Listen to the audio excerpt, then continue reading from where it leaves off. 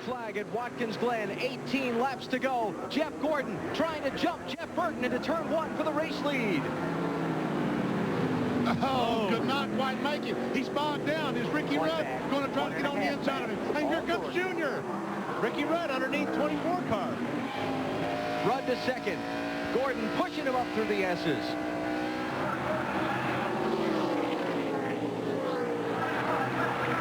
Does Jeff Gordon have enough horsepower to outrun that 28 car down the back? Yes, he does. And Dale Jr. up inside of Rudd for third. Oh, Junior did not make the corner. He just went straight. That was an emphatic slam of the door by Rudd. The right side, left side tires ready. Marty? Get forward, be ready. Do the best you can. Ricky Rudd just radioed to his team, guys. He said he thinks he has a right front tire going down. He said he felt it right up in the corner where Jeff Gordon passed him on that back stretch. So he thinks he has a right front going down. They're going to try and leave him out and see if indeed it is going down. He said he felt like it was going down. If it was going down, I think when he went to turn 10 and made that left-hander, the car would not handle nearly as well in that corner. Well, those guys went, don't forget, they went side by side through the S's. He was off the line. There's a lot of garbage there, and that you get the sensation that you got a tire going down if you got a little dirt and rubber on your tire. Usually takes about a half a lap to get that tire cleaned off again. Everything's good. Last week at Indianapolis with 14 laps to go, Sterling Marlin restarted in the lead with Jeff Gordon behind him. Gordon got the jump on the restart and took the lead and was able to hold on. It may have been the turning moment in Jeff Burton's hopes for victory that he held Gordon's restart charge off and got away. Got Gordon occupied with Rudd and the rest of them. And that's about a second-and-a-half lead. But the last lap, Jeff Burton ran over 117 miles per hour, and Jeff Gordon ran just under 115 miles per hour. So we can see that he lost a lot of time as he and Rudd raced together on the backstretch. Let's go back and take another look at what happened going up the hill and into the S's a moment ago after the restart. So you're not in a good position here. You want to be on the inside to make that move. So you're on the, you know, Little E was on the right side. There's no racetrack left over there. And that wasn't going up the hill to the S's. That was at the inner loop on the backstretch. And Rudd showed him there was no racetrack over there. All right, that time, Jeff Gordon shaved 0.2 of a second off Jeff Burton's lead. Aerial views here at Watkins Glen, courtesy of the United States Army, an Army of one.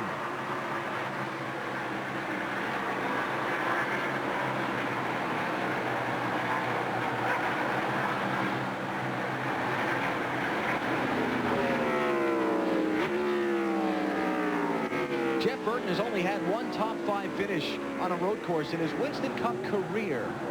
That was a third here last year. Looks like the 24 car. Jeff's getting through that inner loop a little bit better than Jeff Burton. That's where he's making up a lot of time on Jeff Burton right now. Oh, come from behind wins. And he can't make mistakes like that. See where he had a little braking problem there? Burton can't do that because Jeff, look how much he closed up on that one little miscue there. Matt, how about Jeff Burton's car? Well, Alan, remember back to last year, Jeff Burton had a road racer named David Murray hanging around his garage. Murray, a road racing specialist who's raced at Le Mans, Sebring, the Daytona 24 Hours, the American Le Mans Series. He helped Burton get himself better acclimated to road racing. He finished third. Those skills are what's helping him here again today. Well, he lost 0.6 of a second to Jeff Gordon that last lap. As Wally pointed out, that miscue going in turn 10 cost him dearly. Well, watch, see here, if the 24 catches a little bit right here through the inner loop.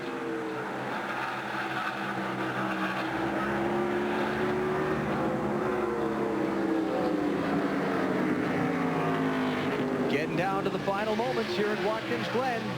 Gordon chasing Burton. You're watching NASCAR on NBC. Stand back, I'm coming through. Stand back, I know just what to do.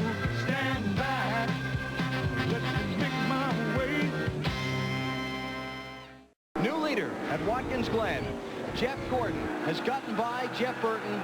He's out in front with 12 laps to go. What an exchange it was. Burton did not want to give up. Let's go back and take a look at it.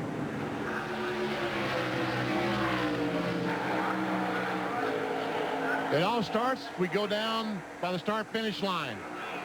Jeff Gordon down to the inside. Has position on Jeff Burton. Has the lead, right? Wrong. Look at Burton turn that car right and get alongside Jeff Gordon. There you go up through the S's.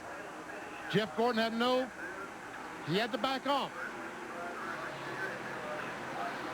Now as they go through the S's up the backstretch, Jeff Gordon gets a tremendous run on Jeff Burton. Too many Jeffs in this race. Gets position going on the inner loop. Takes the lead. And this time keeps the lead. But there's going to be a new car leading the race. It's going to be the pace car. Caution is out. Oil on the racetrack. Jimmy Spencer, the Kmart car, the 26, I was told has blown an engine, so I guess that he has dropped some oil on the speedway. Spencer has gone to the garage. Be the 5th car out of the race, joining Robbie Gordon, Ward Burton, Ron Fellows, and Rusty Wallace.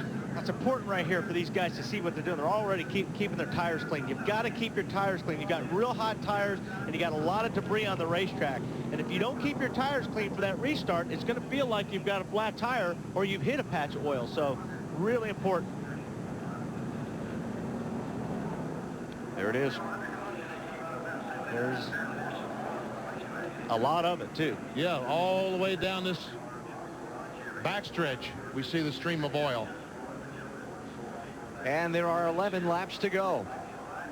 So what'll happen is by the time they get that cleaned up and we go back racing, we're going to have less than 10 laps to go. It'll be just the lead lap cars at the head of the line in the single file restart. And there are 33 of those. Wow. 33 cars.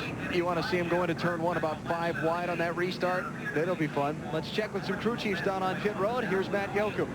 And Robbie Loomis won a special race last week at Indy. Another dramatic finish building here. Robbie, can your guy hold him off? I don't know. I tell you, those guys are real tough, you know, that are behind us there. And it's just real exciting. It's driver for driver right now. Everybody's on about the same equal tires, equal fuel. Should be good to go to the end, so we'll just have to see. Gordon looking for his 7th road course victory, which would be a NASCAR Winston Cup record to Dave.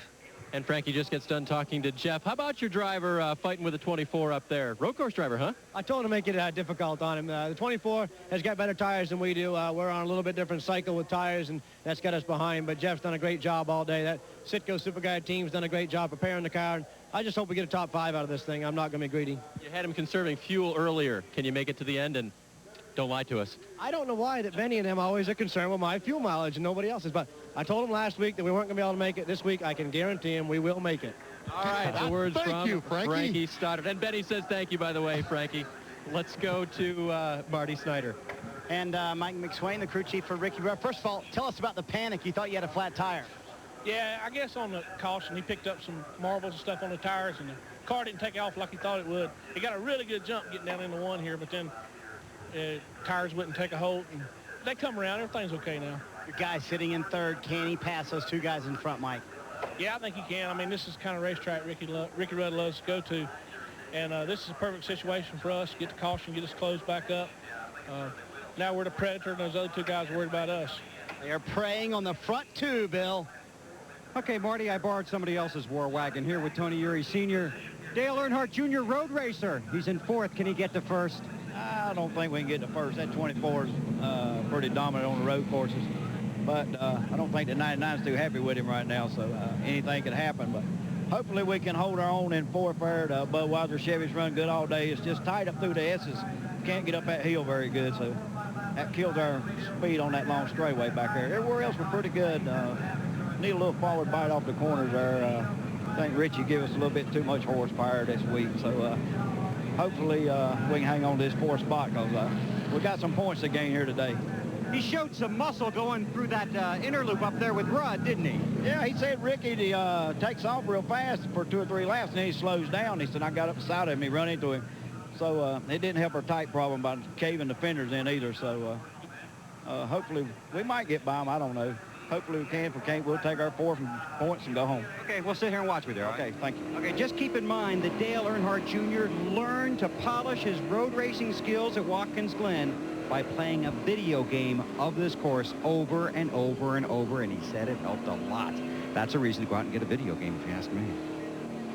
Well, he's obviously better at the video game than BP. And I didn't motion, say that, yeah. did I? We're down to 10 laps to go. Jeff Gordon leads. Jeff Burton trying to get back out in front. We'll come back for the finish in a minute on NBC.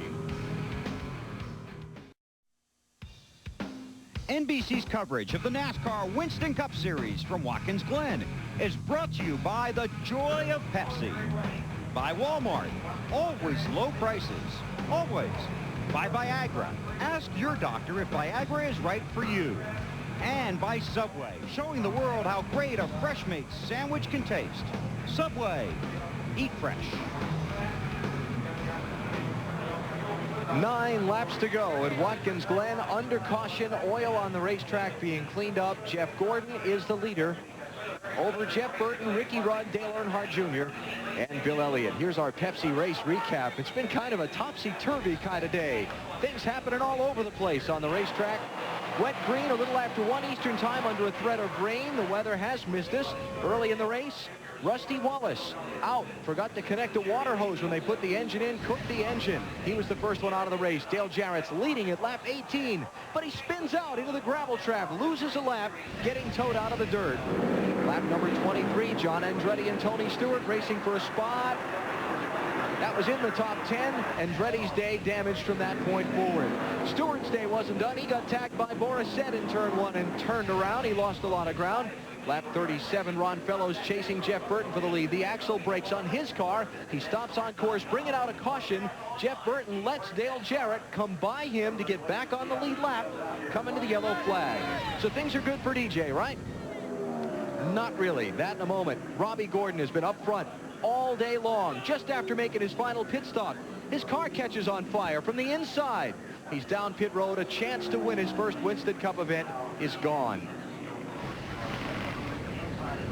Now this is Dale Jarrett and his further adventures, trying to get 13th from Mark Martin. Same spot on the racetrack. Same result. Into the gravel trap, loses a lap, getting towed out.